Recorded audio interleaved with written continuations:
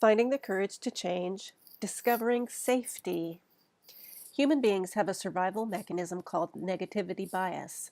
We scan our environment for things that have been dangerous in the past. In theory, we are trying to avoid those situations, but we can become addicted to the feeling of excitement and actively search out situations that create fear.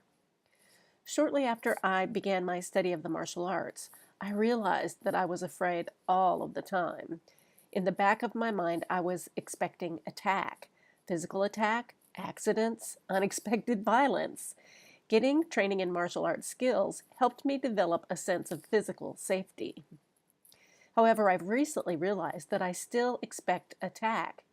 In my family, where I should feel most safe and secure, I continually assume that the words of others are an attack on me.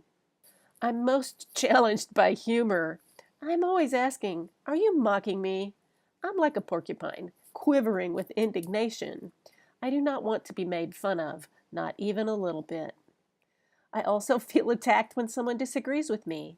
My logic tells me that it's okay to disagree, but my body shrieks, fix it, fix it, fix it.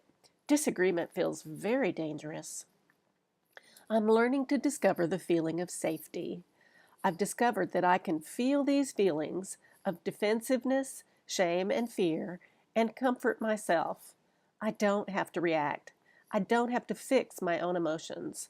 I can take some deep breaths and focus on the safety that lies within, my connection to the energy that creates worlds. I am safe, and all is well.